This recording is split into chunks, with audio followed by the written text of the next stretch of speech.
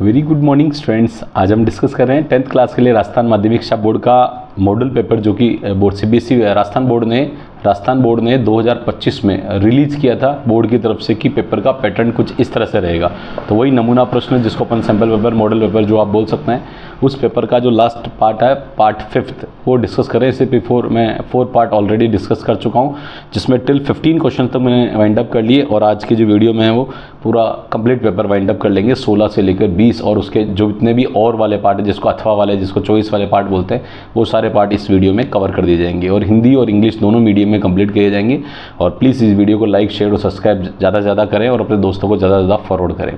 तो बढ़ते हैं, और चैनल को सब्सक्राइब जरूर कर लें रेगुलर अपडेट करने के लिए। आपके नए वीडियोस बन चुके हैं जिनमें आपको चैप्टर 1, चैप्टर 2, चैप्टर 3 के कंप्लीट बोर्ड पेपर के 5 साल के बोर्ड पेपर के क्वेश्चंस, और अब आगे पेपर में क्या मैथ्स के क्वेश्चन आ सकते हैं, उन सभी के क्वेश्चंस को कवर करते हुए हर चैप्टर वाइज आपके 14 डेज 14 चैप्टर की सीरीज़ लेके आ रहा हूँ मैं, बहुत ही शानदार, जिससे आपका बोर्ड पेपर पूरा आउट कर देंगे। कंप्लीट पेपर आउट हो जाएगा, आपको लगेगा नहीं सर इससे बाहर कुछ नहीं है, और ये पढ़ा तो सब कुछ कवर हो गया। आपको कहीं किसी चैनल पे कहीं जाने की जरूरत नहीं। ये एक चैनल ऐसा है जिस पर आपको राजस्थान बोर्ड का मैथमेटिक्स का पेपर कंप्लीट आपको आउट मिलेगा। ठीक है, कंप्लीट आउट का मतलब ये है कि आपको पेपर में क्वेश्चन जो भी आएंगे वो हमारे उस चैनल से ही, इस चैनल से ही, PDF से, वीडियो से ही मिलेंगे, बाहर नहीं मिलेंगे, और उस रेंज के मिलेंगे। डेटा ऊपर नीचे हो सकता है बट क्वेश्चन का फॉर्मेट वही रहेगा। ठीक है, तो चैनल को सब्सक्राइब जरूर कर लें और अपने दोस्तों को फॉरवर्ड कर लें। ठीक है, अपकमिंग आपके बहुत ही शानदार धमाकेदार आपको चीज़ें कुछ मिलने वाली है।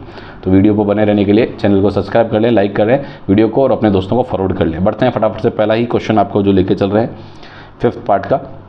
सिद्ध कीजिए कि किसी वृत्त के परिगत समांतर चतुर्भुज समचतुर्भुज होता है। देखो बहुत ही शानदार कह रहा है, वृत्त के परिगत यानी वृत्त के बाहर एक परिगत समांतर चतुर्भुज यानी पैरेललोग्राम, जो कि समचतुर्भुज यानी रोम्बस होता है। ये कह रहा है कि किसी सर्कल के बाहर के साइड, आउटसाइड, जो क्या है परिगत यानी सर्कमस्क्राइब, इंग्लिश में बोलते हैं सर्कमस्क्राइब, यानी सर्कल पैरेललोग्राम सर्कमस्क्राइब एक सर्कल इज अ रोम्बस, यानी सर्कल के बाहर एक समांतर चतुर्भुज बनाया जो कि एक समचतुर्भुज का काम करता है। ये प्रूव करना आपको, तो करते हैं। सबसे पहला आपने एक सर्कल बना लिया।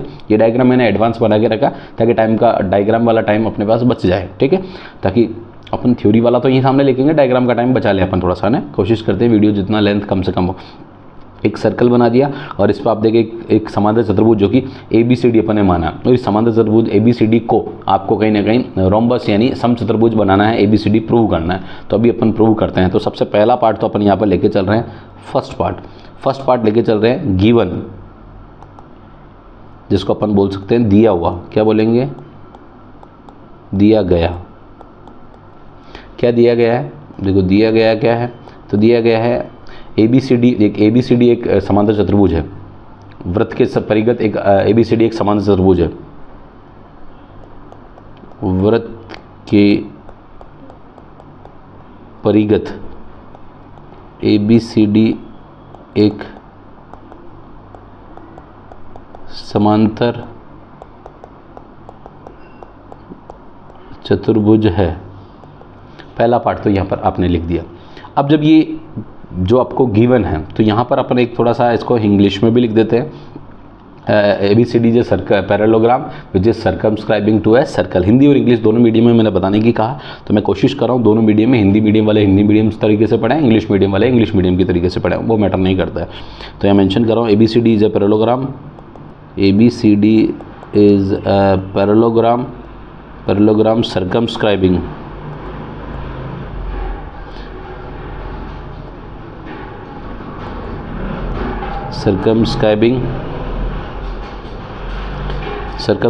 A circle. ABCD is a parallelogram circumscribing a circle. ठीक है, अब आपको ये तो गिवन है कि ABCD एक सर्कल पैरेललोग्राम है। अब दूसरा क्या करना है? टू प्रूव करना है। क्या करना है? टू प्रूव, जिसको अपने हिंदी में बोलेंगे सिद्ध करना। सिद्ध करना, क्या सिद्ध करना है? तो सिद्ध करना है कि आपको ये ABCD को क्या है करना है? एक रोम्बस प्रूव करना है। तो समांतर चतुर्भुज समचतुर्भुज है, यानी ABCD एक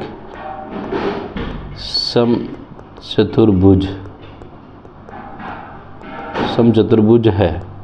इसको अगर अपन कहेंगे तो ABCD इज ए रोम्बस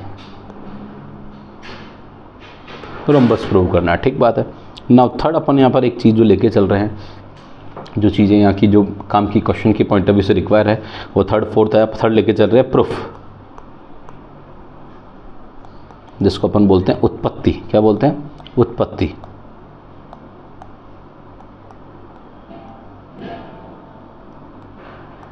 उत्पत्ति, तो उत्पत्ति ले चलते हैं, प्रूव करते हैं। सबसे पहला पार्ट तो आप यहाँ पर अगर ध्यान से देखेंगे तो एक चीज़ दे रखी है कि ये जो पॉइंट है, ये पॉइंट ए एस और ए पी एक तरह का क्या है, वृत्त के, ये जो वृत्त है उसके बाहरी बिंदु से खींची गई स्पर्श रेखाएं लंबाई में बराबर होती है। तो पहले तो आपको ए एस और ए पी एक तरह की लंबाई में बराबर दिख रही है, किससे? थ्योरम से। फिर पी बी और बी क्यू बी क्या लिख रही है? लंबाई में बराबर दिख रही है। फिर सी आर और सी क्यू बी क्या लंबाई में बराबर दिख रही है, और डी आर और डी एस बी क्या लंबाई में बराबर दिख रही है। क्यों?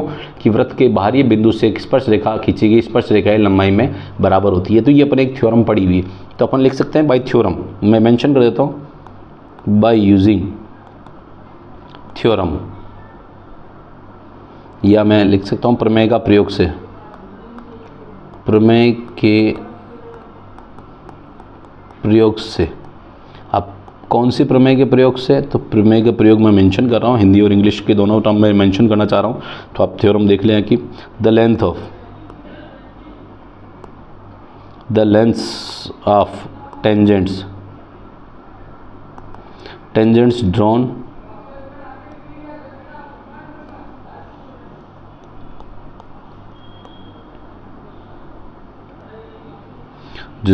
from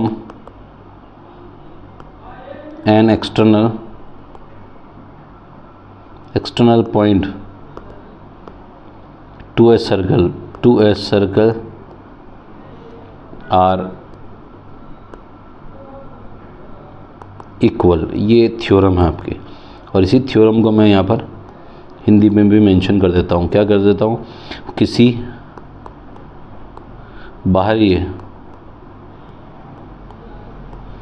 बाह्य, मैं इसको बाह्य को थोड़ा सा सही लिख देता हूँ।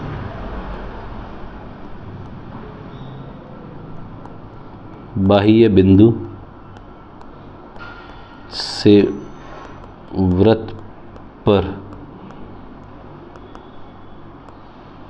खींची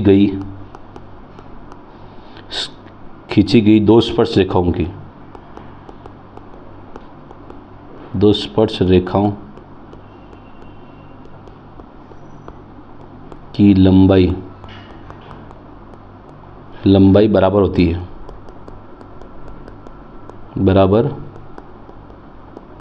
होती है, ये आपका थ्योरम हिंदी और इंग्लिश दोनों में लिख दिया। अब आप लोग बराबर होती है तो यहाँ से अपन देख के डायग्राम देख के पहचान सकते हैं कौन कौन सी बराबर होगी। तो यहाँ से आपको देख के पता लग रहा है कि आपको एक तो बराबर होगी जो कि ए पी है, वो कहीं ना कहीं ए एस के बराबर होगी। ए पी किसके बराबर होगी? ए एस के बराबर होगी। पी बी किसके बराबर होगी? बी क्यू के बराबर होगी। पी बी किसके बराबर होगी? पी बी बी क्यू के बराबर होगी। और सिमिलर जो डी आर है वो डी एस के बराबर होगी, और आर सी है वो सी क्यू के केल होगी। ये तो आपको चारों आपने मेंशन कर दी, और ये चारों है फर्स्ट, सेकंड, थर्ड और ये फोर्थ, चारों अपन बराबर देख ली। अब यहाँ पर लिख रहे हैं adding equation first, second, third and fourth, या अपन हिंदी में लिख सकते हैं समीकरण 1, 2, 3 और 4 का योग करने पर यानी योग करते हैं, ऐड करते हैं। तो करो add, A P plus P B plus D R एक प्लस आर सी, और फिर ये आ गया A S plus B Q plus D S plus C Q. यहाँ तक तो अपन समझ सकते हैं कि ये कोई तकलीफ़ नहीं है, मेंशन कर दिया। अब ये डायग्राम आपके सामने है, आप देख सकते हैं यहाँ पर मैं कुछ पेयर बना रहा हूँ, ए पी और पी बी। ये जो ए पी और पी बी बन रहा है और डी आर और आर सी बन रहा है। ए पी और पी बी बनता है ए बी से, और डी आर और आर सी मिल बनता है डी सी से। क्या बनता है? डी सी से। ये डी सी से डायग्राम देखना ज़रूर अपने को, किससे बनता है? डी सी से। और यहाँ ए एस देखो, ए एस और डी एस तो मैं इसको साथ लिख देता हूँ A S plus D S, और ये लिख दो B Q plus C Q. तो इनको आप एक तो ये तो हो गया A B plus D C, A S plus D S जो कि ए डी को डिनोट करेगा, देखो डायग्राम देख सकते हैं, किसको डिनोट करेगा, ए डी को, और B Q plus C Q, B Q plus C Q B C को डिनोट करेगा, ठीक है, बी सी को डिनोट कर रहा है, ठीक है। अब यहाँ से आप देख सकते हैं A B plus D C और A D plus D C, यहाँ तक तो मैं समझता हूँ कोई दिक्कत वाली बात नहीं, ये तो यहाँ तक आपको सबको समझ में आ गया, ये रिजल्ट आपका सामने तैयार है। बट यहाँ पर अगर आप जानते हैं कि अपन जानते हैं कि वी नो दैट, क्या जानते हैं, वी नो दैट, यानी हम जानते हैं कि, हम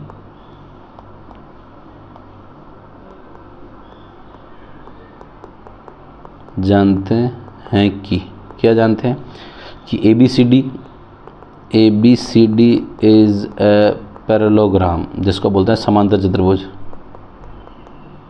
समांतर चतुर्भुज।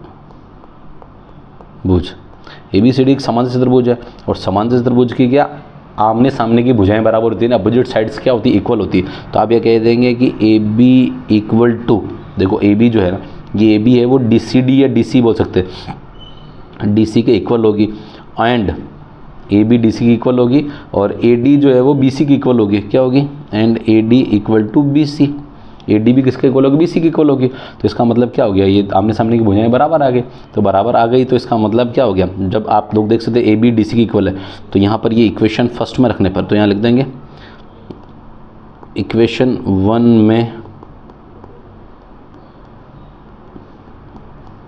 रखने पर, तो रख के देखते हैं।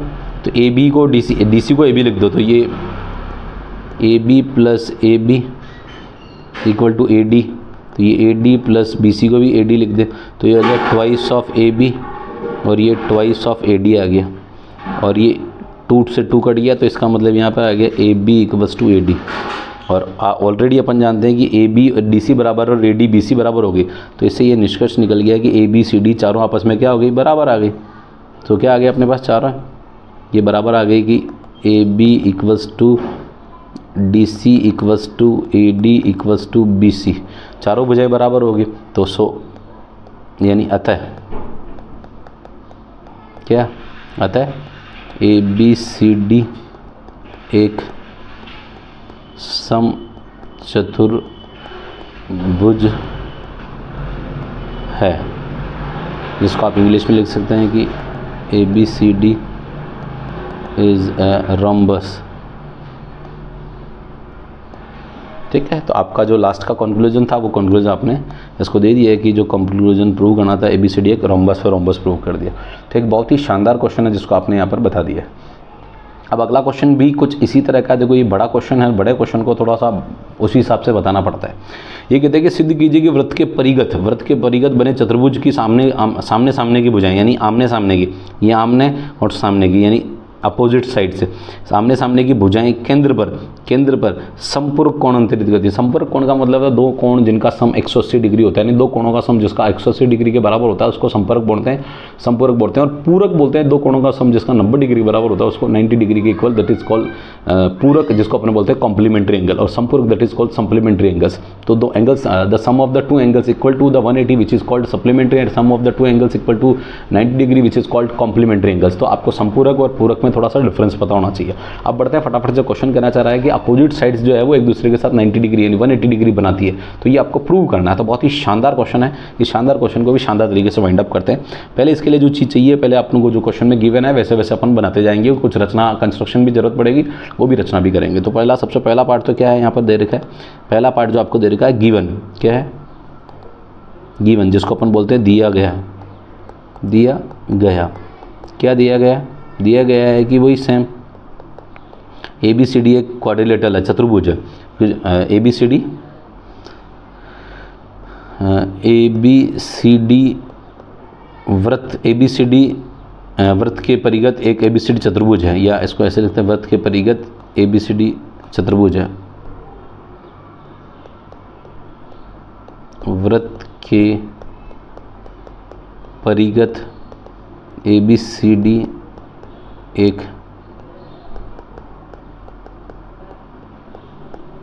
चतुर्भुज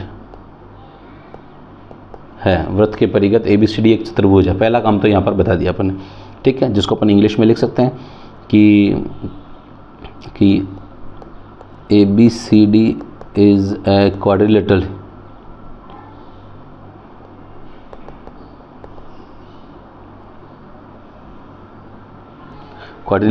circumscribing to a circle.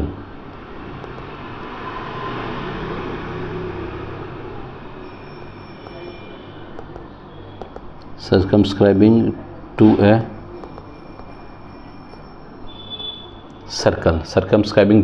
Circle, यानी यह तो ABCD एक क्वाड्रिलेटरल हो गया जो सर्कमस्क्राइब किस पर हो रहा है, सर्कल पर हो रहा है। पहली चीज़ तो ये अपन ने गिवन कर दिया। सेकंड कह रहा है कि टू प्रूव, जो कि अपने को प्रूव करना यानी सिद्ध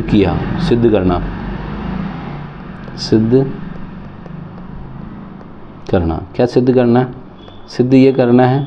सिद्ध करना है कि आपको जो अपोजिट साइड्स है उनका सम कितना लाना है, 180 लाना। तो देखो मैं कौन सा सम लाना मैं आपको थोड़ा सा समझाने की कोशिश करता हूँ। यहाँ पर मैं कुछ साइड्स भी बनाने की कोशिश करता हूँ सेंटर के साथ। ये थोड़ा सा सेंटर बनाने की कोशिश कर रहा हूँ।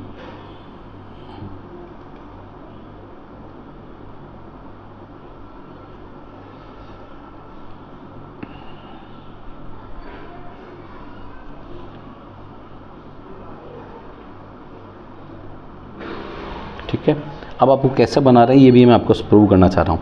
तो यहाँ पर पहला पार्ट तो आपको ये प्रूव करना है कि एंगल ए, इसको सेंटर को ओ मान लेता हूँ, ओ एंगल मान लेता हूँ, ओ सेंटर। तो angle A O B plus angle COD equals to 180 degree, ये फर्स्ट पार्ट है। और सेकंड पार्ट आपको क्या प्रूव करना है, angle BOC plus angle AOD equals to 180 degree. ये दोनों आप लोगों को यहाँ पर प्रूव करना। पहली चीज़ तो यहाँ तक मैं समझता हूँ कोई तकलीफ आनी ही नहीं चाहिए कि ये सीधी ये करना है कि जो आमने सामने की भुजाएं, देखो इस सामने इस चतुर्भुज के आमने सामने की भुजाएं यानी AB और DC, ये दोनों केंद्र पे कितना बना रही, संपूरक मतलब 180 डिग्री होता है, दो एंगल का सम 180 डिग्री। तो AOB और COD 180 डिग्री बना रहा। फिर क्योंकि आमने सामने ये भी तो होती है ना, भाई ये थोड़ी होती है, ये भी तो होती है। तो आपने BC और ये AD, तो BOC और DOA या AOD दोनों मिलकर कितना बना रही है, 180 डिग्री। ये भी आपने यहाँ पर बता दिया, ये सिद्ध करना अपने को, ये प्रूव कर देंगे अपन, डोंट वरी। तीसरा पार्ट अपन ने क्या ले लिया, तीसरा पार्ट अपन यहाँ पर जो रचना थी वो अपन ने ये ज्वाइन कर लिया। लिख सकते हैं ऐसा कुछ नहीं, AC को ज्वाइन कर लिया। ये रचना का लिखो तो लिखो, नहीं लिखो तो कोई दिक्कत वाली बात नहीं। ऐसा कोई विशेष रचना नहीं थी कि अलग से अपन कुछ हटके कर रहे हैं, उसको कंस्ट्रक्शन में लिखते हैं, कुछ नया नहीं किया था, इसलिए अपन कुछ नया नहीं लिख रहे हैं, सीधा बात कर रहे हैं प्रूफ, जिसको अपन बोलते हैं उत्पत्ति। क्या बोलते हैं, उत्पत्ति। तो ये तो आपका क्या हो गया, पार्ट प्रूफ हो गया। अब सबसे पहला पार्ट अपन क्या लेके चल रहे हैं यहाँ पर, आप लोग बहुत ही सिंपल और शानदार तरीके से मैं आपको समझाना चाहता हूँ। देखो मैं ये ट्रायंगल 1, ये देखो एक तो ये ट्रायंगल 1 और ये ट्रायंगल 2, ये दो ट्रायंगल दिख रहे हैं आपको। ट्रायंगल देखो जिसमें आप लोग बोल सकते हैं ट्रायंगल APOASO, दो ट्रायंगल दिख रहे हैं। और दोनों ट्रायंगल को क्या करना, कॉन्ग्रुएंट प्रूव करना बाई RHS। कैसे प्रूव करते हैं वो मैं आपको समझा रहा हूँ। RHS यानी राइट हैंड यानी समकोण, जो होता है ना समकोण यानी 90 डिग्री, H यानी हाइपोटेनस यानी कर्ण, हाइपोटेनस कर्ण, और एसाइड यानी एक भुजा। तो एक तो 90 डिग्री एक समकोण, 90 डिग्री इसको समकोण बोलते हैं, और एक कर्ण जिसको अपन बोलते हैं हाइपोटेनस, और भुजा यानी एक साइड। उस सर्वांग समता के नियम से, गुणधर्म से अपन इसको क्या करते हैं, सर्वांग सम प्रूव कर देंगे, जिसको अपन बोलते हैं कॉन्ग्रुएंट प्रूव कर देंगे बाय यूजिंग RHS कॉन्सेप्ट से। RHS कॉन्सेप्ट से अपन इसको कॉन्ग्रुएंट प्रूव कर देंगे। और कॉन्ग्रुएंट प्रूव होते ही क्या कहता है कि सिप्लिसिटी यानी उसके सर्वांगसम त्रिभुजों के सर्वांगसम भाग मतलब सर्वांगसम भुजाएं और सर्वांगसम कोण, क्या बोलते हैं, समान भुजाएं और समान संगत भुजाएं और संगत कोण। सॉरी मैंने थोड़ा हिंदी में थोड़ा सा, ठीक है, पर corresponding sides and corresponding angles, जिसको बोलते हैं संगत भुजाएं और संगत कोण क्या होते हैं, बराबर होते हैं। तो संगत भुजाएं और संगत कोण बराबर ले आएंगे तो अपन यहाँ पे एंगल ले चलेंगे। तो कॉन्सेप्ट कैसे लेके चल रहे हैं, तो मैं यहाँ पर एक नाम दे रहा हूँ, वो नाम थोड़ा सा समझने की कोशिश करना। इसको एंगल लेके चल रहा हूँ, एंगल 1। देखो मैं थोड़ा सा इसको समझाना चाह रहा हूँ। दिस वन इज़ दैट, ये एंगल 1 है, ये एंगल 2 है, ये एंगल 3 है, ये एंगल 4 है, ये एंगल 5 है, ये एंगल 6 है, ये एंगल 7 है, ये एंगल 8 है। इन 8 एंगल से मिलके पूरा सर्कल बन रहा है, पूरा सर्कल, याद रखना 8 एंगल से मिलके। तो अभी अपन एंगल 1 और एंगल 2 के लिए ट्रायंगल 1 और ट्रायंगल 2 लेके चल रहे हैं। और एक चीज़ ये याद रखना है कि ये जो कोण होते हैं, ये दोनों कोण 90 डिग्री होते हैं। क्यों होते हैं ये होते हैं 90 डिग्री? क्यों होते हैं? आपने पढ़ा होगा वृत्त के किसी बिंदु से, वृत्त के किसी बिंदु की स्पर्श रेखा पर, वृत्त का कोई बिंदु है जिस पर स्पर्श रेखा खींची जा रही है और उसके केंद्र से कोई बिंदु खींची जा रही लाइन, तो वो हमेशा स्पर्श रेखा के साथ क्या होती है? लंबवत होती है, परपेंडिकुलर होती है। ये आपने हिंदी और इंग्लिश इसमें दोनों में पढ़ रखा है और मैंने बताया भी पहले भी बताया, वापस भी बता देता हूँ। तो ये 90 डिग्री होता है। तो वो अपन उस कॉन्सेप्ट से पहले तो ये एंगल पी और एंगल एस दोनों 90 डिग्री बता देंगे। तो सबसे पहले मैं आप लोगों को कुछ चीज़ें बता रहा हूँ, थ्योरम लिख रहा हूँ, तो थ्योरम से मैं यहाँ पर कुछ चीज़ें 90 डिग्री बता रहा हूँ। तो पहले आप लोग सुन लें और समझ लें। तो मैं पहले थ्योरम लिख रहा हूँ और थ्योरम से ही आगे मैं उत्पत्ति प्रूव करूँगा। तो पहले लिख रहा हूँ बाय यूजिंग थ्योरम। तो प्रमेय से, प्रमेय का उपयोग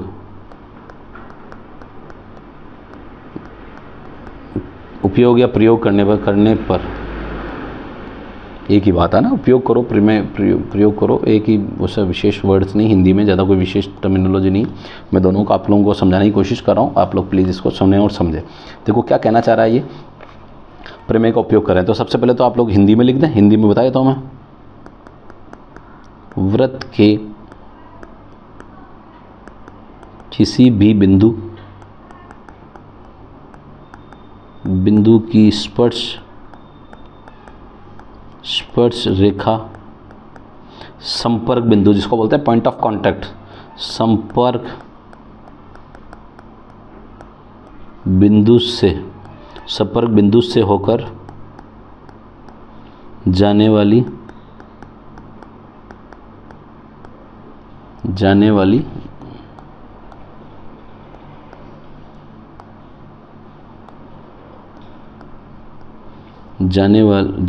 त्रिज्या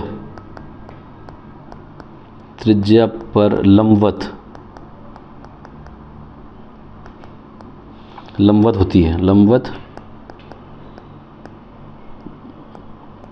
होती है। अब इसको इंग्लिश में मैं यहाँ पर लिख देता हूँ। क्या इंग्लिश में लिख रहा हूँ? इंग्लिश में आप लोग देख लीजिए। The tangent at any point of a circle is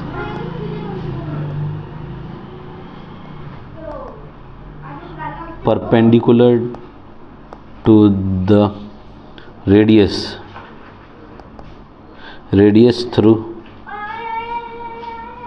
through the point of contact। ये आपने यहाँ पर बता दिया, ठीक बात, दोनों हिंदी और इंग्लिश में बता दिया। अब आप लोग यहाँ से दो त्रिभुज लेके चल रहे हैं in triangle APO and triangle ASO, ठीक है। तो अब यहाँ पर सबसे पहला तो पार्ट दे रखा है angle APO equals to angle ASO 90 degree, किससे? बाय थ्योरम या प्रमेय से, बाय थ्योरम प्रमेय से। पहला काम तो यहाँ पर 90 डिग्री आपने बता दिया। 90 डिग्री बताने के बाद आपका दूसरा काम होता है, एक 90 डिग्री आ चुका है, दूसरा पार्ट जो होता है वो आप लोगों का देखो, जिसको बोलते हैं आर हो गया, एच यानी हाइपोटेनस जिसको अपन बोलते हैं, OA इक्वल्स टू OA। देखो यहाँ पर ये OA और A दोनों में कॉमन है, उभयनिष्ठ जिसको बोलते हैं उभयनिष्ठ, या जिसको अपन कॉमन साइड बोल देता हूँ मैं, जैसे कॉमन साइड, या बोल सकते हैं उभयनिष्ठ भुजा,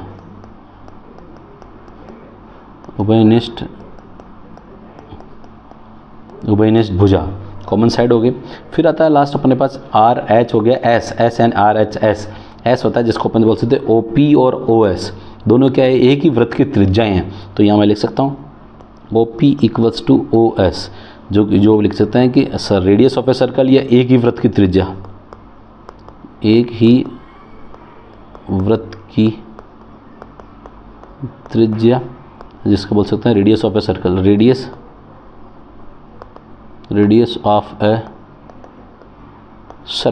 ऑफ ए सर्कल यानी एक ही सर्कल की रेडियस है भैया, एक ही वृत्त की त्रिज्या। तो अब ये क्या आ गया? बाई RHS RHS यानी सर्वांग समता नियम से, किससे? सर्वांग समता के नियम से, या अपन लिख सकते हैं बाय यूजिंग कॉन्ग्रेंट, जो इसको अपन कॉन्ग्रेंट वर्ड यूज सकते हैं, या RHS कॉन्ग्रेंसी क्राइटेरिया या कॉन्ग्रेंस लिख देते हैं, कॉन्ग्रेंस जो भी अपन वर्ड समझ लेते हैं।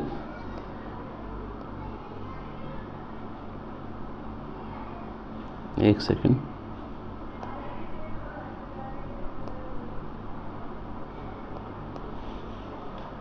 कॉन्ग्रेंट है ना, कॉन्ग्रेंट ट्राइंगल्स, कॉन्ग्रेंट ट्राइंगल हो गया। तो दोनों ट्राइंगल कॉन्ग्रेंट होने पर तो यानी ट्राइंगल APO कॉन्ग्रेंट है ट्राइंगल ASO से, दोनों ट्राइंगल कॉन्ग्रेंट हो गया। तो बाई CPCT जिसको बोलते हैं संगत भाग और संगत भाग, जिसको अपन बोलते हैं corresponding part of the congruent triangle, यानी संगत भाग और संगत भुजा, संगत भुजा और संगत कोण, जिसको हिंदी में लिख देते हैं संगत भुजा व संगत कोण बराबर। ठीक है, बाई CPCT यानी corresponding part of the congruent triangle यानी संगत भुजा व संगत कोण बराबर। तो इसका मतलब अपने पास जो एंगल आ गया, तो एंगल 1 इक्वल्स टू एंगल 2 आ चुका है। और ये ही सबसे इम्पॉर्टेंट लॉजिक था, यहाँ से अपन ने प्रूव किया। क्या प्रूव किया? यहाँ से दोनों कोण सम, दोनों त्रिभुज क्या होंगे? सर्वांग सम होंगे। सर्वांग सम होने के कारण एंगल 1 और एंगल 2 क्या होंगे? बराबर प्रूव कर दिया, बराबर हो गए।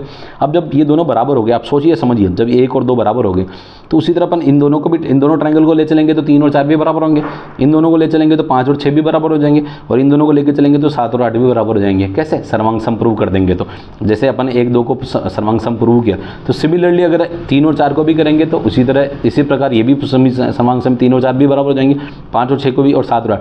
तो सभी को प्रूव नहीं करना था ज्योमेट्री, यानी अब जब भी ज्योमेट्री में आप करते हैं, ज्यामिति में, तो आप लोगों को हर को नहीं प्रूव करना था। एक तो आप बता सकते हैं इसी तरह से, सिमिलरली यानी इसी तरह से। तो यहाँ मैं लिख रहा हूँ सिमिलरली, सिमिलरली यानी इसको हिंदी में लिखता हूँ इसी तरह से,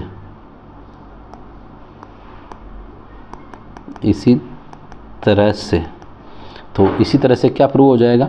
इसी तरह से प्रूव हो जाएगा angle 3 equals to angle 4, angle 5 equals to angle 6, angle 7 equals to angle 8। ये आपने यहाँ से ये लॉजिक आपने प्रूव कर दिए।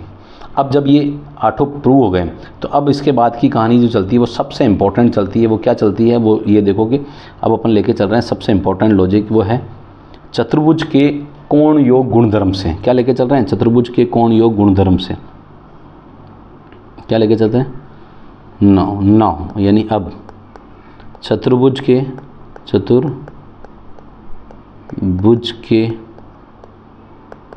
कोण योग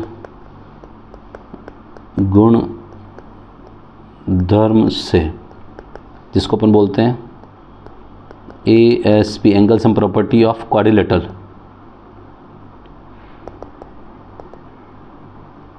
angle sum property ASP, angle sum property of the quadrilateral. बस चतुर्भुज के कोण योग गुणधर्म से, भाई योग जो एंगल सम लगाते हैं, तो क्या कहते हैं? चतुर्भुज का कोण सम योग देखते हैं तो अपन देखते हैं कि चतुर्भुज के चारों कोणों का योग आ रहा है, बट सेंटर पे, चतुर्भुज का अपन बात ना करें, सर्कल के सेंटर पे, चतुर्भुज की बात नहीं कर रहा हूँ मैं, ये वृत्त के कोण, ये चतुर्भुज का लग गया, ये गलत लिख दिया, चतुर्भुज नहीं है, अपन चतुर्भुज पे नहीं लगा रहे हैं, अपन अंदर की तरफ लगा रहे हैं, वृत्त के केंद्र पर, वृत्त के केंद्र पर अंतरित कोण 360 डिग्री। केंद्र पर अंतरित कोण कितना? 360, यानी सर्कल के सेंटर पे कितना कोण बनता है? 360 डिग्री। तो यहाँ से अपन जानते हैं कि angle 1 plus angle 2 plus angle 3 plus angle 4 plus angle 5 plus angle 6 plus angle 7 plus angle 8 equals to 360 degree. कितना? 360 डिग्री। अब अपने को जब 360 डिग्री प्रूव करना, तो 360 डिग्री प्रूव करने के लिए अपन यहाँ पर क्या लेके चल रहे हैं? यहाँ सबसे इंपॉर्टेंट समझने का पार्ट है। देखो, अपने को पहला जो रिजल्ट प्रूव करना है AOB मतलब पहला 1 और 8 लेके आना। AOB मतलब AOB यानी 1 और 8 लेके आना, और COD मतलब COD यानी 4 और 5 लेना। 1 और 8, 4 और 5 रखना। देखो मैं थोड़ा सा डेश बना रहा हूँ, 1 और 8 और 4 और 5 रखना, बाकी सबको हटाना है यानी उनको चेंज करना है। तो यहाँ से अपन देखो 1 और 8 और 4 और 5, पहला जो लॉजिक है ए ओ बी और एक सी ओ डी लेके चलना, तो उसको 180 डिग्री लाना, ले आएंगे अपन। देखो तो अपन जानते हैं कि 1 को रखना है, 4 को रखना, 5 को रखना और 8 को रखना, बाकियों को इनकी टर्म में बदलना है। तो कैसे बदलते हैं आप देखो, एक तो 1 रहेगा, 2 भी किसके बराबर होता है 1 के, यहाँ पर अपन ये प्रूव कर दिया। तो एंगल आप यहाँ पर लेके चल रहे हैं, एंगल 1 प्लस 2 की जगह भी क्या लिख रहे हैं एंगल 1, एंगल 3 की जगह क्या लिख रहे हैं 4 तो 4 है ही ऑलरेडी, एंगल 5 को तो एंगल 5 रख ही रहे हैं, एंगल 6 भी किसके बराबर है 5 के बराबर है, तो एंगल 5 लिख दिया। देखो 7 है, 8 रखना ही है, तो एंगल 7 को भी किसके बराबर लिख देंगे एंगल 8 के बराबर, और ये 8 तो है ही है, तो ये हो गया 360 डिग्री। अब आप देखते हो ये सारे किसके बराबर आ रहे हैं, सब डबल डबल हो गए, 2 बार 2 बार 2 बार 2 बार सब हो गए। तो आपने सबका 2 कॉमन ले लिया, और आप देखोगे एंगल 1 प्लस एंगल 8 साथ में ले लिया, और एंगल 4 प्लस एंगल 5 साथ में ले लिया, और ये किसके बराबर है 360। और यहाँ से आपने देखो 2 से कैंसिल कर दिया 360, तो ये कितनी बार कट गया 180 डिग्री। तो यहाँ से पता लगा angle 1 plus angle 8 plus angle 4 plus angle 5 equal to 180 degree. ये एंगल 1 प्लस 8 जो बनता है एंगल ए ओ बी के बराबर बनता है, एंगल 4 प्लस 5 एंगल बन गया सी ओ डी के बराबर बन गया, जो कि 180 डिग्री। ये आपने अपना पहला लॉजिक जो कि पहला जो प्रूव करना था, वो 2 लॉजिक है, दोनों ही प्रूव करना है। इसको मैं देखो आप सामने है, ये अपने ए ओ बी और सी ओ डी तो पहला प्रूव कर दिया। अब आता है वापस अगेन क्या लेके चल रहे हैं, angle 1 plus angle 2 plus angle 3 plus angle 4 plus angle 5 plus angle 6 plus angle 7 plus angle 8 equals to 360, यानी 8 एंगल का सम कितना है, वृत्त के केंद्र पर अंतरित कोण कितना होता है 360 डिग्री होता है। तो अब अपन लेके चल रहे हैं, अब अपने को क्या प्रूव करना, बी ओ सी और ए ओ डी 180 डिग्री लाना है। तो बी ओ सी और ए ओ डी ये 180 लगाना। तो क्या है 7 और 6 और 3 और 2 के बराबर लाना, तो 7 और 6 और 3 और 2, तो मैं इस पर डैश लगा रहा हूँ, 7 और 6 और 3 और 2 के बराबर लेके आना, बाकी सबको बदलना है। तो आप एक काम करते हैं, इनको तो सेम ही रखना। देखो 2 लाना है, पर 1 को भी क्या लिखेंगे 2 के बराबर लिख सकते हैं। तो यहाँ एंगल 1 भी किसके बराबर, एंगल 2 के बराबर, 2 तो ऑलरेडी एंगल 2 तो है ही है। एंगल 3 को 3 के बराबर लिखना, पर 4 को भी किसके बराबर लिखना, अपन जानते हैं 4 किसके बराबर 3 के, तो ये 3 के इक्वल 5। और देखो 6 किसके बराबर 5 के, तो 5 को भी 6 के बराबर लिख दो, और 6 तो ऑलरेडी 6 ही है। 7 को 7 के बराबर लिखना है, वो तो ठीक है, पर 8 को भी किसके बराबर, 8 7 के बराबर है, तो यहाँ 8 भी 7 के बराबर लिख दिया। ये हो गया 360 डिग्री, और ये सब डबल है, तो 2 कॉमन ले लिया। अब 2 बार एंगल आ रहा है, एंगल 2। अब देखो किसकी सीक्वेंस में, देखो यहाँ पर 2 और 3 और 6 और 7 है, तो 2 और 3 को साथ ले लिया, और ये एंगल 6 और एंगल 7 को साथ ले लिया, ये डबल हो गया इसलिए, और 360 डिग्री। यहाँ से आप देखोगे 2 से ये कितनी बार कैंसिल हो गया, 180 बार कैंसिल हो गया। तो यहाँ से 2 और 3 क्या बचा, एंगल 2 प्लस एंगल 3 और एंगल 6 प्लस एंगल 7 किसके बराबर, 180 डिग्री के बराबर। एंगल 2 प्लस 3 जो कि बन रहा है, देखो ध्यान देना, 2 प्लस 3, ये 2 प्लस 3 बनता है ए ओ डी के, किसके बनता है, एंगल ए ओ डी के, और 6 और 7 बनता है एंगल बी ओ सी, जो कि 180 डिग्री है। देखो बी ओ सी है ना, दिखा देता हूँ मैं, देखो 6 और 7 बी ओ सी के बराबर, ठीक है। तो ये आपके यहाँ से बन गया कितना 180 डिग्री, और ये भी अपन ने क्या कर दिया, प्रूव कर लिया। तो ये आपके दोनों लॉजिक आपने यहाँ पर देखो, एक तो पहला लॉजिक ये प्रूव कर दिया, और दूसरा लॉजिक आपने ये प्रूव कर दिया। और कितने लॉजिक प्रूव करने थे, 2 कॉन्सेप्ट प्रूव करने थे, एक तो ये प्रूव करना था, सिद्ध करना था, और एक ये सिद्ध करना, दोनों सिद्ध कर दिया।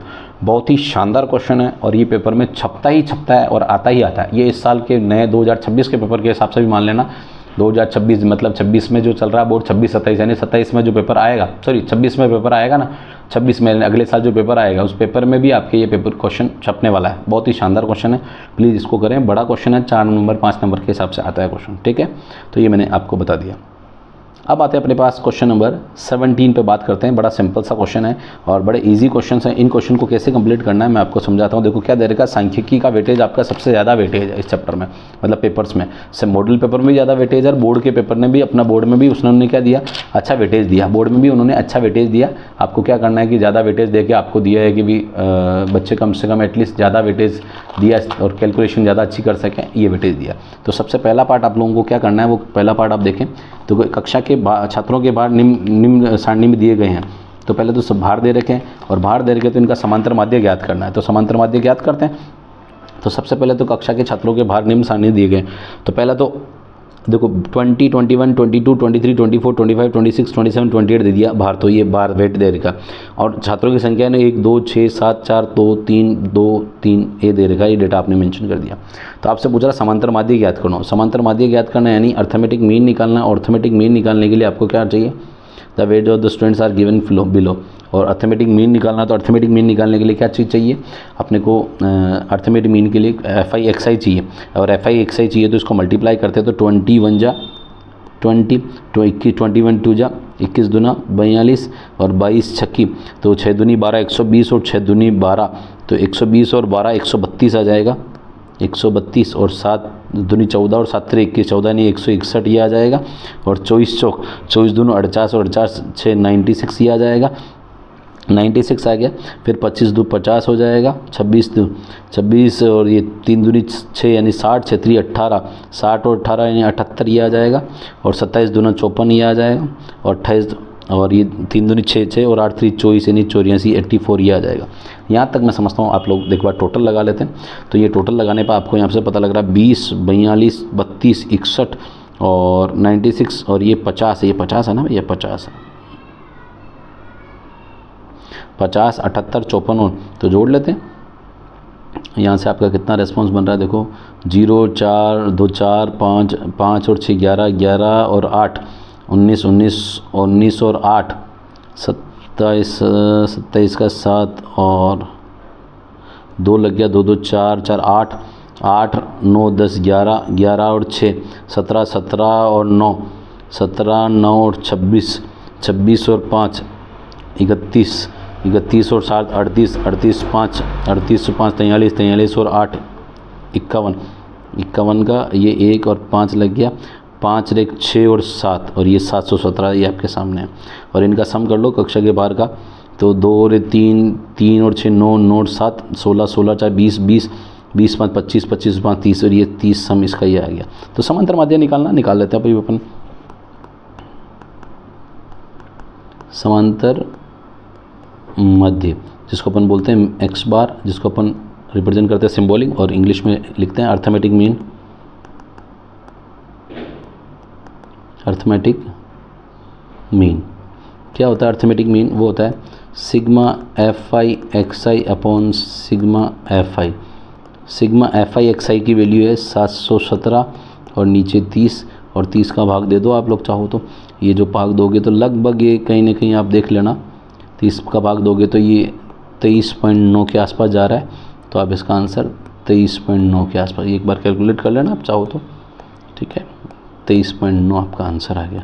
तो बहुत ही शानदार क्वेश्चन है जिसको आपने यहाँ पर ख़त्म कर लिया, ठीक है। ये 17वां क्वेश्चन हो गया। ये पेज एक्स्ट्रा है, इसको अपन हटा देते हैं, कोई दिक्कत वाली बात नहीं है। एक्स्ट्रा रखा है कि कैलकुलेशन में अगर रिक्वायर पड़ जाए इसलिए। 17 का और भी पार्ट दे रखा है, निम्न बंटन का मध्य। आपको मध्य दे रखा है 7.5 हो तो पी का मान ज्ञात करना। करते हैं, देखो 3 5 7 9 11 13 और FI दे रखा 6 8 15 P 8 4। तो सबसे पहले आपको समांतर डिस्ट्रीब्यूशन का मीन दे रखा है और मीन 7.5 दे रखा है। तो मीन निकालने के लिए आपको क्या डायरेक्ट मेथड जिसको बोलते हैं अपन मल्टीप्लाई करना। 6 3 18 8 5 40 और 15 7 105 हो गया और ये हो गया 9P हो गया और 11 8 88 हो गया और 13 चौक 52 हो गया। ये 52 का मैं थोड़ा सा 52 लिख दिया। अब इनका क्या करना है, अपने को सम करना है। तो सम कर लेते हैं पहले इनको, सम टोटल जो ऐड है इनको ऐड कर लेते हैं पहले। तो 18 40 पहले जोड़ लेते हैं, पहले 9P को लास्ट में जोड़ेंगे। 9P तो टोटल सम है। तो 8 8 5 13 और 13 8 2 15 और 8 23 का ये 3 तो यहाँ लिख दिया अपन ने। 23 का 3 2 लग गया, 2 और 1 3 और 4 7 और 8 15 और 5 20 0 लग गया और आ गया 15 और 20 का 2 लग गया, 2 और 1 3, ये टोटल 303 तो ये आ गया और ये प्लस 9P, तो यानी 9P प्लस 303 ये तो आपका यहाँ का सम आया। इसको जोड़ लेते हैं। सिग्मा FI 6 8 14 और 15 29 और 4 33 और 8 41, तो 41 प्लस P ये आपके यहाँ का सम आ गया। वही समांतर मध्य वाला लगा रहा है, मध्य लगाना है तो समांतर मध्य समांतर माध्य जिसको अपन एक्स बार कहते हैं, जिसको अपन बोलते हैं अर्थमेटिक मीन। क्या होता है formula? Sigma F I X I upon sigma F I.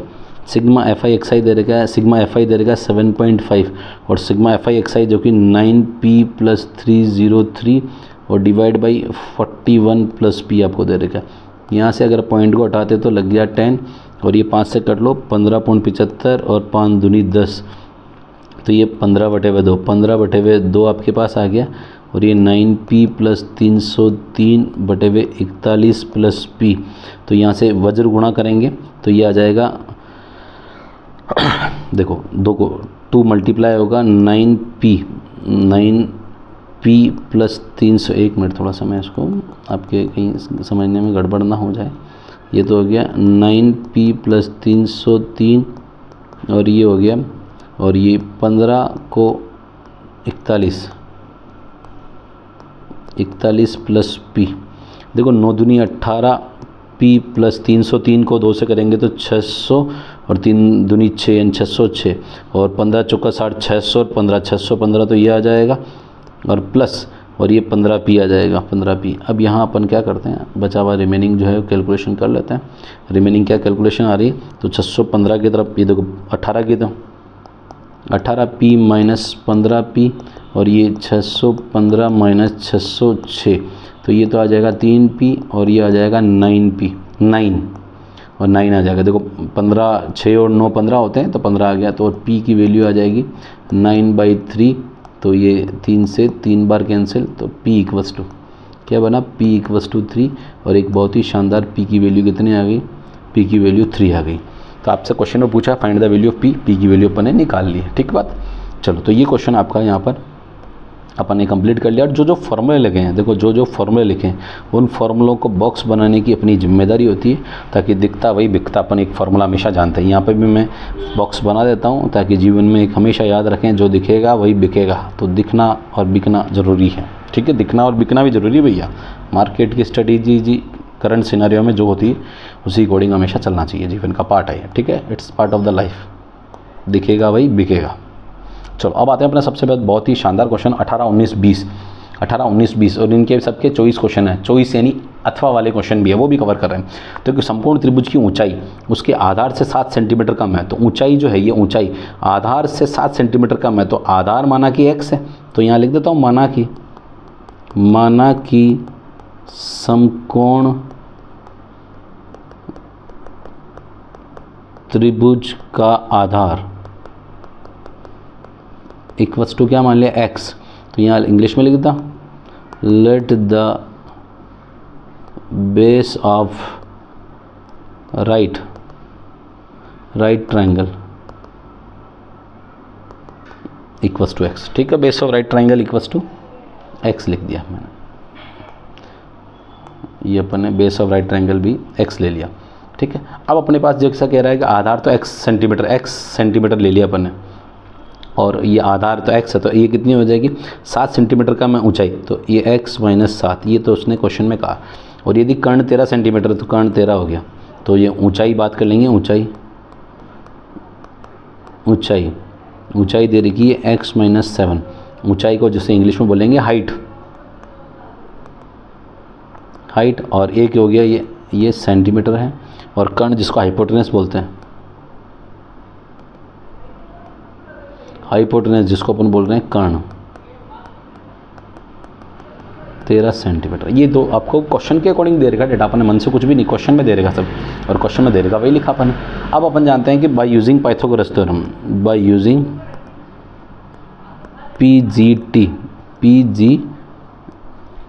PGT का मतलब होता है पाइथागोरस थ्योरम।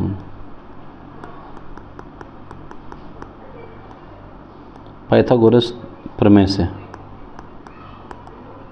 से क्या पाइथागोरस प्रमेय क्या कहती है?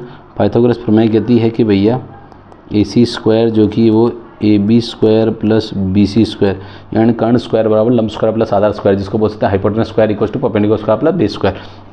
ये स्क्वायर कर लो, तो स्क्वायर करेंगे तो AC² क्या अपने पास है 13 का स्क्वायर, और ए बी जो कि x माइनस 7 का होल स्क्वायर और 7 का होल स्क्वायर, और बी सी जो कि x स्क्वायर होल स्क्वायर 13 का तो 169 और x स्क्वायर प्लस 7 2 जा 14x और ये 7 7 जा 49 और प्लस का x स्क्वायर। अब यहाँ जोड़ो तो 169 माइनस 49 इक्वल्स टू ये आ जाएगा 2x स्क्वायर माइनस का 14x, ये आ जाएगा 120 equals to 2x square plus का 14x। देखो बड़ा सिंपल तरीके से कैलकुलेशन में कमांड आपको होनी चाहिए। 2x स्क्वायर प्लस का 14x कितना 14x माइनस 120 इक्वल टू 0, और यहाँ से आपको दिख रहा है 2 कॉमन आ रहा है तो x square plus 7x minus 60 equal to 0, और 0 की तरफ उधर है तो 2 0 की तरफ जाएगा तो कट जाएगा, इसलिए अपने पास इक्वेशन जो बची है वो इक्वेशन बची x स्क्वायर प्लस का 7x माइनस 60 इक्वल टू 0। ये तो आपके एक द्विघात समीकरण बनी जिसको द्विघात मतलब क्वाड्रेटिक इक्वेशन बोल सकते हैं। और क्वाड्रेटिक इक्वेशन में 12 5 जा 12 5 60 यानी 12 5 जा 60 होता है, 12 में से 5 जाएगा तो 7 रह जाएगा, तो वही कैलकुलेशन लगा रहे हैं।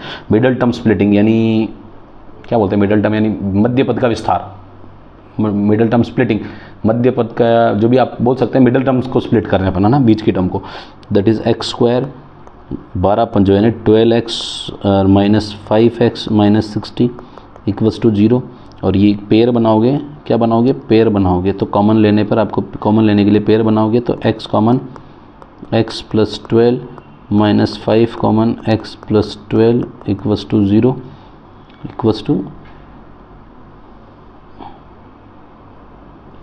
ठीक है। तो क्या आ गया x plus 12 and then x minus 5 equals to 0, x plus 12 equal to 0 and x minus 5 equal to 0, x equals to minus 12 जो कि माइनस 12 तो x नॉट पॉसिबल है, क्या लिखोगे नॉट पॉसिबल, या तो संभव नहीं है, माइनस तो भुजा हो ही नहीं सकती कभी, नेगेटिव भुजा हो सकती है क्या, नहीं हो सकती साहब। तो x इक्वल टू कितना आ गया 5 आ गया, और x इक्वल टू 5 आ गया तो इसका मतलब x इक्वल टू 5 सेंटीमीटर, ठीक है। x 5 सेंटीमीटर आ गया तो आपके अदर 2 साइड्स निकालनी, तो यहाँ से ऊंचाई निकाल लेते पहले, ऊंचाई हाइट यानी ऊंचाई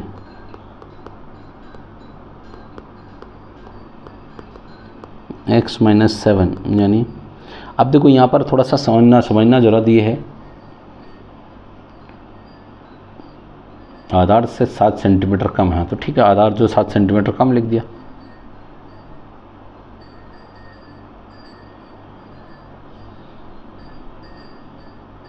ये मैंने कहीं गड़बड़ की है, 1 मिनट रुको, प्लस का 7 आ रहा है ना तो प्लस 12,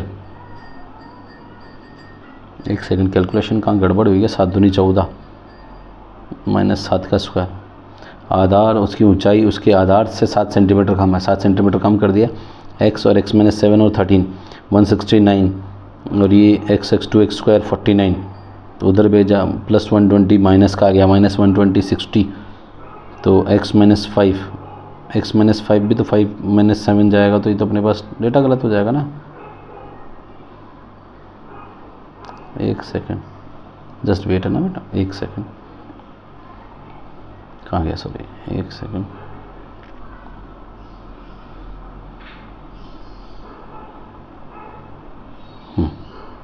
यहाँ x 2x square plus 14x minus 120 आ गया, 2 कॉमन ले लेते x स्क्वायर प्लस 7x, अच्छा ये मैंने यहाँ गड़बड़ कर दी ना, ये प्लस का था यहाँ या माइनस का था, यहाँ प्लस ले लिया तो ये सारा गड़बड़ यहीं हो गया, सॉरी, इसलिए अपना डेटा गलत आ रहा है, एक सेकंड मैंने तभी देखो मेरा गड़बड़ क्यों हुआ, ये माइनस 14 था तो ये माइनस 14 है, ये माइनस 7 आएगा, तो माइनस 7 लाने के लिए ये डेटा थोड़ा सा अपने को थोड़ा सा चेंज करना पड़ेगा, ओके जस्ट वेट, यही साइन चेंज कर देंगे, विशेष नहीं है, माइनस 14 माइनस 120 तो माइनस 7 माइनस 16, तो माइनस दोनों आएंगे तो माइनस का 12 और प्लस का 5 आएगा, कितना आएगा 5 प्लस का 5 आएगा, हाँ तभी मैं देखो डेटा वाइज गलत क्यों हो रहा है, माइनस 12 और ये प्लस का 5 है, ये कितना प्लस का 5 है और ये अपने आप में x है, दैट इज़ x, और ये भी x माइनस 12 रहेगा, तो x माइनस का 12 जो आएगा वो माइनस का आएगा, मैं इसको चेंज कर देता हूँ, x माइनस 12 और ये 5 जो कि प्लस का आएगा, 5 प्लस का आएगा, तो प्लस का आने पर ये उधर जाने पर x नेगेटिव हो जाएगा क्योंकि डेटा सारा गलत हो गया, तो ये -5 आएगा, और -5 जो कि नॉट पॉसिबल है, ये यहाँ लिखना आपने को। इसके बाद मैं थोड़ा सा ये काट देता हूँ, जस्ट वेट। चलो समय पे पता लग गया। तो x equals to 12, x equal to 12, x equals to -5, तो ये आ जाएगा not possible, not possible. x 12 आएगा, तो 12 तो भुज साइड होगी, और x 12 है तो आपकी ऊंचाई क्या आ जाएगी, ऊंचाई, जिसको बोलेंगे हाइट। हाइट कितनी आ गई, तो वो तो आ गई x -7, यानी 12 - 7 जो कि 5 सेंटीमीटर आ गई। कितनी आ गई, 5 सेंटीमीटर। और आधार जो चाहिए, आधार जिसको हम बेस बोल रहे हैं, दैट इज़ x है, और x के जो कि 12 सेंटीमीटर। तो ये आधार भी अपने पास आ गया, ऊंचाई भी अपने पास आ गई। तो मैं समझता हूँ कि यहाँ तक बहुत सारी चीज़ें अपने को जो क्वेश्चन में रिक्वायर्ड थी, अदर दोनों साइड, वो दोनों साइड अपन ने कैलकुलेट कर ली। तो ये क्वेश्चन बहुत ही सिंपल था, बढ़िया था और शानदार क्वेश्चन था जो अपन ने कैलकुलेट कर लिया। चलो इस क्वेश्चन में अपने पास ये पेज एक्स्ट्रा है, इसको भी हटा देते हैं। नाउ ये भी बहुत अच्छा क्वेश्चन है। इस क्वेश्चन पे विशेष ध्यान ये रखना है कि इसका भी अपन क्या कर रहे हैं, और पार्ट भी वाइंड अप कर रहे हैं। तो ये कह रहा है समीकरण का विविक्तीकरण ज्ञात कीजिए। विविक्तीकरण का मतलब होता है डिस्क्रिमिनेंट, डिस्क्रिमिनेंट निकालना है of the equation and hence find the nature of roots. इसका नेचर निकालना, मूलों की प्रकृति निकालनी, और प्रकृति अगर वास्तविक है तो उन्हें ज्ञात भी करना, वास्तविक है तो ज्ञात भी करना। तो करते हैं। सबसे पहले तो बहुत ही सिंपल सा पार्ट दे रखे, 3x² माइनस का 2x प्लस का 1/3 इक्वल टू 0। सबसे पहले तो एलसीएम लेना पड़ेगा। 3 एलसीएम ले लिया, 3 एलसीएम ले लो, 3 3 जा 9x² आ जाएगा, -3 जा 6x आ जाएगा, और प्लस का 1 इक्वल टू 0 हो जाएगा। तो ये 3 0 की तरफ वज्र गुणा करने पे कैंसिल हो जाएगा, तो बचेगा क्या, 9x² माइनस का 6x प्लस का 1 इक्वल टू 0। यहाँ तक तो मैं समझता हूँ कोई दिक्कत नहीं है। अब आपको देखो 9 प्रोडक्ट लेके आना है, तो 3 3 जा 9 होता है, और 3 और 3 6 आ जाएगा। तो यहाँ का जो मैं बना के रहा हूँ वो ये, आप चलो अभी तक तो चलो विविक्तीकरण से मूलों की प्रकृति निकालनी। तो यहाँ से अपन स्टैंडर्ड फॉर्म होता है ax², मैं स्टैंडर्ड फॉर्म अलग कलर से लिख रहा हूँ। स्टैंडर्ड फॉर्म होता है ax² प्लस का bx प्लस c, तो c, तो तुलना करने पर जिसको अपन बोल सकते हैं ऑन कंपेयरिंग, ऑन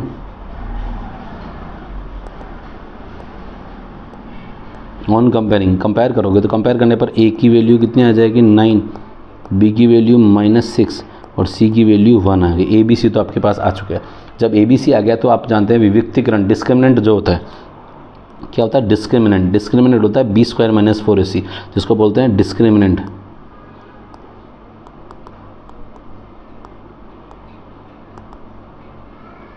जिसको बोलते हैं विविक्तीकरण, विविक्तीकर। इसका मतलब होता है b² - 4ac। तो ये निकालो b² - 4ac, b यानी -6 का स्क्वायर माइनस 4, a की वैल्यू 9, a की वैल्यू 9 और c की वैल्यू 1।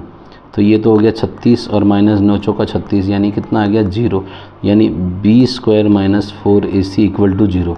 अब जब b² - 4ac इक्वल टू 0 होता है तो roots are real and equal. तो आप ये बोलोगे roots are real and equal, यानी मूल वास्तविक तथा समान होंगे। मूल वास्तविक तथा समान होंगे।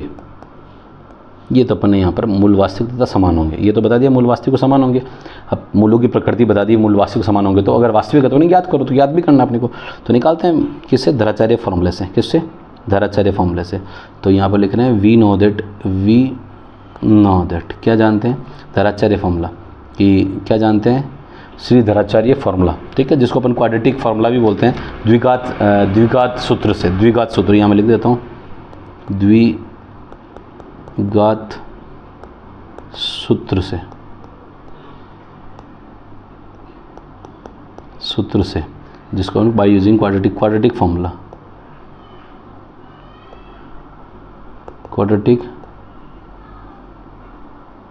Quadratic formula. तो क्या होता है, x equals to -b plus minus root b² - 4ac upon 2a। तो x की वैल्यू माइनस b, तो b की वैल्यू ऑलरेडी पता है -6 है, तो ये minus of -6 plus minus b square minus 4ac की वैल्यू अपन ले आए हैं 0। क्या लेके आए हैं? 0 ले आए हैं। और नीचे आपके पास है 2a की वैल्यू है 9, कितनी है? 9। तो ये आपको x मिल रहा है कितना? 6 + -0 अपॉन 9 2 × 18। एक बार प्लस लोगे और माइनस लेने पर आपका जो साइन है, तो आपका जो x = आएगा 6/18 और 6/18, यानी इसको काटोगे तो 6 1 जा 6 3 जा 6 1 जा 6 3 जा, तो x = 1/3 एंड 1/3। कितनी वैल्यू चाहिए x की? 2 आई, 1/3 1/3। तो आपको मूल्य भी निकालना था, तो मूल्य भी आ गए, 2 मूल्य आ गए। ठीक है, तो पूरा क्वेश्चन आपके सामने ये पूरा सॉल्व कर दिया। ये पेज एक्स्ट्रा है, इसको भी अपन हटा देते हैं, डोंट वरी। अब आते हैं 19 और 20 दो क्वेश्चन है, फटाफट 19 के 4 क्वेश्चन ढूंढना, फटाफट से जल्दी कर लेते हैं। आपको यहाँ दिख रहा है left hand side part solve कर रहे हैं, बायां पक्ष कर रहे हैं। तो ये रूट दे रखा है 1 + cos a और ये 1 - cos a दे रखा। त्रिकोणमिति का क्वेश्चन है, 1 + cos a और 1 - cos a। इस तरह की क्वेश्चन को देख के आपको पता लगता है कि ये रूट में दे रखा है। तो इस तरह की क्वेश्चन को आपको क्या करना होता है? इस तरह की क्वेश्चन को आपको क्या करना होता है? रेशनलाइज करना होता है। रेशनलाइज करना होता है, आप लोग क्या करते हैं इसको 1 + cos a और 1 + cos a से ऊपर नीचे आपने क्या कर दिया? मल्टीप्लाई, डिवाइड कर दिया। नीचे रेशनलाइज, इसको रेशनलाइज को क्या बोलते हैं अपन, मुझे हिंदी भी याद नहीं है। परिमेयीकरण करने पर, तो परिमेयीकरण कर रहे हैं तो रेशनलाइज कर रहे हैं। तो यहाँ से ऊपर आपको न्यूमरेटर में क्या मिल जाएगा? a + b का होल स्क्वायर, यानी 1 + cos a का होल स्क्वायर, नीचे a + b और a - b, यानी 1 स्क्वायर - cos स्क्वायर a आपके पास आ गया। अब आप लोग देखेंगे डिनोमीटर में एक फार्मूला आपने बहुत अच्छे से पढ़ा है इसमें पूरे चैप्टर में, ट्रिग्नोमेट्री में, sin square theta plus cos square theta की वैल्यू 1 होती है। उसी तरह अगर आप यहाँ sin स्क्वायर थीटा की वैल्यू निकालना चाहें, जो कि 1 - cos स्क्वायर थीटा होती है, लाइक, तो उसी तरह से ये फार्मूला यूज़ कर रहे हैं। तो ये ऊपर तो हो गया 1 + cos a का होल स्क्वायर, और ये 1 स्क्वायर यानी 1 - cos स्क्वायर, यानी 1 - cos स्क्वायर, जो कि बन जाएगा sin स्क्वायर a। अब ये दोनों रूट में हैं, तो रूट में आ रहा है ये 1 + cos a और नीचे डिवाइड बाई आ रहा है sin a, और ये आ गया होल स्क्वायर। तो इसका भी स्क्वायर, ये भी स्क्वायर, तो होल स्क्वायर ले लिया और स्क्वायर से रूट कट गया, तो बच गया 1 + cos a upon sin a। 1 + cos a और sin a की पार्ट वैल्यू आ गई है। अब जब अलग अलग आ रहा है तो इसको अलग अलग लिख दीजिए, 1/sin a plus cos a/sin a। 1/sin a जो कि आप जानते हैं 1/sin theta that is cosec theta, और cos थीटा/sin theta which is cot theta, ये आप जानते हैं। तो ये तो हो गया आपके पास, क्या हो गया? कोसेक थीटा, कोसेक a, और ये हो गया cot a। तो कोसेक a और cot a लाना था, तो ये आपका क्या हो गया? हेंस प्रूफ, सिद्ध हो गया। ठीक है, ये आपने क्या कर लिया? 19 प्रूव कर लिया। 20 बहुत ही शानदार क्वेश्चन है। इस क्वेश्चन के लिए जो चीज़ चाहिए मैं वो साइड में आपको फार्मूला भी लिख दूंगा। ये sin 6 पावर है, तो यहाँ पर पहले अपन वही लेफ्ट हैंड साइड सोल्व कर रहे हैं। क्या है भैया? sin power 6a plus cos power 6a लिखा हुआ है। तो सबसे पहले यहाँ पर पार्ट है sin क्यूब, साइन देखो आप लोग हमेशा, क्योंकि sin square theta plus cos square theta, ये फार्मूला आप लोगों को याद रखना है। sin square theta plus cos square theta हमेशा 1 होता है। तो इस फार्मूले का उपयोग करने के लिए आप लोग क्या करेंगे? sin स्क्वायर a का cube plus cos square a का क्यूब, ये तो आपने लिखा। अब इसके बाद आप लोगों को फार्मूला पता है यार, a क्यूब, एक बड़ा सा फार्मूला शानदार लिख रहा हूँ, a + b का होल क्यूब का फार्मूला क्या होता है? a cube + b cube plus 3ab और ब्रैकेट a + b। ये फार्मूला आप लोगों को अच्छे से पता होना चाहिए, नहीं पता तो पता कर लेना भैया, ये फार्मूला होता है। ठीक है, जिसको आप बोल सकते हैं, ये भी फार्मूला बोल सकते हैं, जैसे a + b का होल क्यूब, जिसको अपन बोलेंगे a cube + 3a² b + 3ab² + b cube. ये वही फार्मूला उसमें कॉमन ले रखा और नया कुछ नहीं कर रखा। ये बीच की जो दोनों टर्म है ना, इनमें दोनों में कॉमन ले रखा 3ab, तो इसलिए a + b बचा। फार्मूला वही है। मुझे a क्यूब + b क्यूब का फॉर्मूला निकालना है, तो इसे a क्यूब + b क्यूब निकालना है, इसका मतलब 3ab को उधर ट्रांसफर करना पड़ेगा, तो निकाल रहा हूँ मैं। ए क्यूब प्लस बी क्यूब, ध्यान देना। तो मैं क्या, देखो मैं आपको डायरेक्ट फॉर्मूला भी नहीं लिख रहा हूँ, प्रूव कैसे हो रहा है वो भी बता रहा हूँ, कि कुछ चीज़ें मुझे ऐसा लगता है कि बच्चे बड़ा जीरो पर है तो उन पर कुछ अच्छा बताया जाए ताकि बच्चे को लगे नहीं सर नो डाउट आपका मेहनत बहुत ही शानदार है, मेहनत शानदार है तो उसका आउटपुट आपका भी मिलना चाहिए, बच्चों को मिलना चाहिए। मेरा मतलब हमारी मेहनत तो कोई दिक्कत नहीं, बट हमें तो चलती रहेगी, मैं तो मेहनत हमेशा लाइफ टाइम हो गया मेहनत करते हुए और आगे भी करेंगे जीवन में बच्चों के लिए, बट आपको उसका आउटपुट मिलना चाहिए, आपका रिजल्ट ओरिएंटेड होना चाहिए, रिजल्ट मस्त आना चाहिए, 100 आउट ऑफ 100 आनी चाहिए। तो लगता है कि यार मीनिंग मतलब हमारी मेहनत सक्सेसफुल तब होती है। तो आप पढ़ें और अपने दोस्तों को आगे फॉरवर्ड करें कि भी ये पढ़ो, ये वीडियो देखो और बहुत ही शानदार है, इसमें मैथ्स का हर एक चीज़ पढ़ाई गई सर के द्वारा, और पढ़ी तो पढ़ेगा इंडिया तो बढ़ेगा इंडिया, यही पढ़ते हैं अपन, ये सुना है और आगे से और आगे भी यही करते हैं, क्योंकि भारत को मजबूत करने के लिए गणित यानी मैथमेटिक्स का बड़ा कंट्रीब्यूशन है, और इससे आपको जीवन में मैथमेटिक्स में अंदर के पढ़ने से आपका लॉजिकल एनालिटिकल स्किल्स माइंड की बहुत ही शानदार होती है, आपको सोचने समझने की शक्ति बढ़िया बनती है, और बढ़िया बनती है तो जीवन में बच्चा बहुत ज़्यादा जल्दी ग्रो करता है, बहुत आगे बढ़ता है। ठीक है, यही सिखाना और यही बताने का मेरा मकसद है, और इसी चैनल बनाने का मेरा यही मकसद है। ठीक है, चलो तो a प्लस बी का अपन लिख रहे हैं, a प्लस बी का होल क्यूब माइनस 3ab और ब्रैकेट a प्लस बी। अब आप लोग यहाँ पर देखें, सबसे पहला पार्ट है तो ये वैल्यू आप देखोगे a cube plus B cube. चलो ये दोनों तो मैंने आपको यहाँ पर फॉर्मूला वाइज लिख दिए, तो इस फॉर्मूला को मैं थोड़ा सा एक हाईलाइट कर देता हूँ, क्योंकि मैंने बार बार में कहा दिखता वही बिकता है, तो जब तक कॉपी में आप दिखाओगे नहीं तो बिकेगा कैसे, पता कैसे लगेगा टीचर को कि यार क्या लिखा। तो इस फॉर्मूले का अपन यहाँ उपयोग करें, तो जिसको मैं लिख रहा हूँ साइन स्क्वायर a का whole cube plus cos square a का होल क्यूब, जिसको मैं लिख रहा हूँ sine square a plus cos square a का whole cube minus 3 sine square a cos square a और bracket sine square a plus cos square a, ये आ गया। अब आप लोग देख सकते हैं यहाँ पर जो चीज़ समझने की है वो समझने की चीज़ क्या है, ये इसकी वैल्यू तो 1 का cube minus 3 sine square a cos square a, और ये इंटू ये भी 1 हो गया। तो ये जो रिज़ल्ट चल रहा है वो रिज़ल्ट चल रहा है कि sine power 6a plus cos power 6a, और ये बन गया 1 माइनस 3 साइन स्क्वायर a और ये कोस स्क्वायर a, और यही आपका ऑब्जेक्टिव था, यही प्रूव करना था। तो ये भी अपना प्रूव हो चुका है, हैंस प्रूव यानी सिद्ध हो गया। ठीक है, तो एक बहुत ही शानदार तरीके से मैंने चीज़ें बताई है। इन चीज़ों को अगर आप ढंग से पढ़ोगे तो आपको लगेगा नहीं सर वीडियो में मज़ा आ रहा है। ये आपका कौन सा पार्ट था, 19वें का और पार्ट था। अब 20वें के दोनों पार्ट अपन फटाफट ख़त्म करते हैं। क्या क्वेश्चन में पूछ रहा, बहुलक निकालना, बहुलक यानी मीडियन मोड पूछ रहा, मोड में नहीं, अधिकतम फ्रिक्वेंसी जिसकी ज़्यादा होगी वही मोड होता है। तो यहाँ फ्रिक्वेंसी देखो, सबसे अधिकतम फ्रिक्वेंसी सबसे बड़ी दिख रही है भैया, ये मोड सबसे अधिकतम फ्रिक्वेंसी दिख रही है, और जो अधिकतम फ्रिक्वेंसी दिखती है वही आपका मोड होता है, मैंने ऐसा कहा है। और अधिकतम फ्रिक्वेंसी जिसकी होती है तो ऊपर वाला f0, ये होता है f1 और ये होता है f2। तो ये तो आपका क्या बन गया, मोड ग्रुप, जिसको अपन मोड क्लास, और हिंदी में अपन लिखेंगे तो इसको बोलेंगे बहुलक वर्ग, बहुलक वर्ग,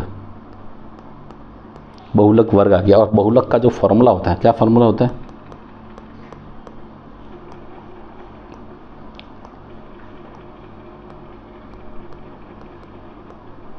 बहुलक जिसको अपन बोलते हैं मोड, मोड का फॉर्मूला होता है L plus f1 minus f0 upon twice of f1 minus f0 minus f2 और इनटू h। वैल्यू लिख दो।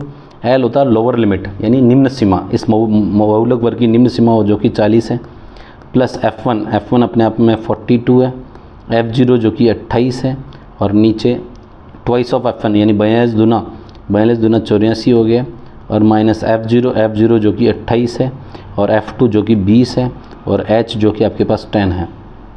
तो देखते हैं 40 तो ये हो चुका है, प्लस 42 में से 28 में से 42 गया तो 30 में से 12 और 2 14 यानी 14 तो ये आ गया। 28 में से 48 और 48 में से 84 गया तो 36 बचा, 36 और 48 जोड़ करो, 40 और 30 70 8 और 6 14 8 से 14 84। ठीक है, तो ये 36 आ गया और ये 10 हो गया। काट लेते हैं इसको, 2 से 5 बार और 2 से 18, और ये देखो 2 से 9 बार और 2 से 7 बार। ठीक है भैया, तो ये आ गया 40 प्लस 7 पंजो 35/9। तो 35/9 आप अगर इसको आप आगे लिखते हैं तो 40 प्लस 9 चौका 36 हो जाता है, 9 30 27 3 पॉइंट ये कुछ 8 या 9 बार कुछ समथिंग जाएगा, 3 पॉइंट 8 के अप्रॉक्स जाता जाएगा, तो आंसर इसका आ गया 43.8 आंसर आया। अप्रॉक्स सही है ना, एग्जैक्ट आप चाहो तो और कैलकुलेट कर लें। तो ये आपके पास क्या आ गया, मोड, जिसको बहुलक बोलते हैं, बहुलक मोड, जो कि 43.8 आ गया। और यही आपका फाइनल आंसर। बहुत ही शानदार क्वेश्चन है, ये भी कंप्लीट कर लिया। अब आते हैं इस 20वें का लास्ट क्वेश्चन है, और लास्ट क्वेश्चन फटाफट से कंप्लीट करते हैं। 100 परिवारों की बच्चों की संख्या निम्न प्रकार, इनका माध्यक ज्ञात करो। माध्यक का मतलब होता है मीडियन, मीडियन निकालना है, मीडियन निकालना, तो मीडियन निकालते हैं। माध्यक ज्ञात करना, माध्यक ज्ञात करने के लिए क्लास इंटरवल दे रखा है 0 से 2, 2 से 4, 4 से 6, 4 से 6 से 8।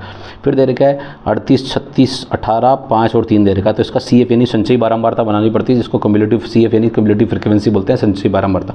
संचयी बारंबारता का यानी पहले तो 38 तो पहले लिखेंगे, 38, 36, 30, 30, 60 और ये आ जाएगा 8 से 14 यानी 74, ये हो जाएगा 74, 18, 70, 80, 90 और ये 92 आ जाएगा, 92 और 5, 97 और 97 और 3 और 100 आ जाएगा। तो ये अपना इसका मतलब 100 बोल रहा था, 100 परिवार का, तो इसका मतलब 100 आ गया। इसका मतलब अपने ये जोड़ा बिल्कुल सही है, ठीक बात है। चलो ये तो 100 आ गया। आप लोग संचयी बारंबारता निकालने के लिए हमेशा क्या कैलकुलेट करते हैं, माध्यक निकालने के लिए, माध्यक निकालने के लिए n/2 करते हैं। n यानी जिसका सभी फ्रिक्वेंसी का सम है, सम कितना 100 है, तो 100/2 करोगे, 100/2 करोगे तो 2 कितनी बार गया, 50 बार। तो 50 और 50 से ज़्यादा जो आ रहा है, 50 और 50 से ज़्यादा, तो 50 और 50 से ज़्यादा कौन आ रहा है, 50 से ज़्यादा कौन आ रहा है, ये संचयी बारंबारता। संचयी बारंबारता 50 से ज़्यादा जो आ रहा है वही आपका क्या होता है, माध्यक वर्ग होता है। तो ये आ रहा है, तो ये तो आपका क्या हुआ, माध्यक वर्ग, माध्यक वर्ग, जिसको बोलते हैं, यहाँ नीचे लिखता हूँ, मीडियन, मीडियन क्लास,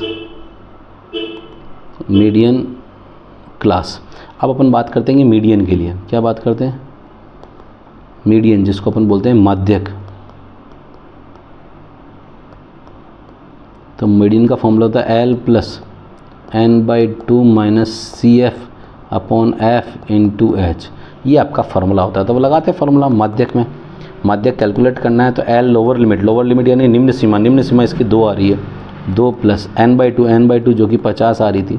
CF होता है माध्यक वर्ग से प्रीवियस वाली फिर CF, संचयी बारंबारता यानी उससे पहले वाली, तो उससे पहले वाली 38 है, ये लो भैया 38, और फ्रिक्वेंसी उसकी कॉरस्पॉन्डिंग फ्रिक्वेंसी 36 है, ये लो 36, और H क्लास इंटरवल दे रखा जो 2 और 4 दैट इज़ 2 दे दिया। तो यहाँ काट लेते हैं 2 से ये 36 18 बार कट गया। तो ये आ रहा है 2 + 50 में से 38 गया तो 12, 12/18, तो ये 6 से काट लो, 6 दूनी 12 और 6 3 18, तो 2 + 2/3, तो ये एलसीएम लो, 3 दूना 6 + 2 8/3 आ रहा है, 3 दूना 6 + 8/3, और 3 का 8 में डिवाइड करोगे तो कहीं ना कहीं ये 2.67 बार जाएगा अप्रॉक्स। तो ये माध्यक जो आ गया, माध्य मीडियन बोलेंगे, मीडियन जिसको अपन बोल रहे हैं माध्यक, दैट इज़ 2.67 अप्रॉक्स, जिसको लगभग बोल रहे हैं, क्या बोल रहे हैं, अप्रॉक्स, लगभग, ये लगभग,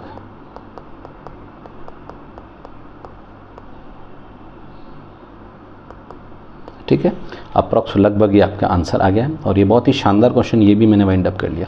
तो आप देख सकते हैं ये मैंने आज मॉडल पेपर भी आपका पूरा वाइंड अप कर लिया। यानी अभी तक जो मेरे वीडियोस आए हैं उन वीडियोस में अगर आप देखें तो 10 वीडियो मेरे टोटल आए हैं। 10 वीडियो में मैंने आपको एक तो 2025 का मेन राजस्थान बोर्ड का एग्जाम पेपर पूरा सोल्व करवाया, हिंदी और इंग्लिश दोनों मीडियम में, और दूसरा मॉडल पेपर जो उन्होंने आपको नमूना प्रश्न पत्र, जिसको अपन सैम्पल पेपर बोलते हैं, जो सैम्पल पेपर जो राजस्थान बोर्ड आपको प्रोवाइड करता है अपनी वेबसाइट पर कि ये पेपर हमारा जो बोर्ड पेपर होगा वो इसी सैम्पल पेपर पर आधारित होगा या इसकी तरह से होगा, तो वो पेपर भी मैंने पूरा सोल्व कराया। और इसका कंक्लूजन ये निकाला कि 7 से 8 क्वेश्चन सैम्पल पेपर के बोर्ड पेपर में आए हैं, डॉट वही, डिजिट भी चेंज नहीं हुई। तो अपन ये मान सकते हैं कि जो लगभग सेम आए हैं क्वेश्चन हैं।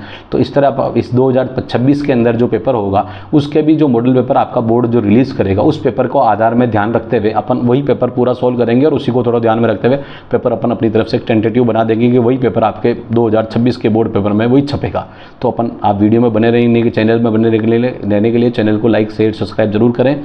और आपको रेगुलर अपडेट करने के लिए अभी बता रहा हूँ, मैं 14 दिन 10 के लिए 14 चैप्टर आपकी सीरीज़ लेके चल रहा हूँ, जिसमें शानदार आपको सारे क्वेश्चन 5 साल के बोर्ड पेपर के क्वेश्चंस और जो पेपर में आ सकते हैं वो क्वेश्चन सारे हिंदी और इंग्लिश मीडियम में दोनों में कराए जाएंगे।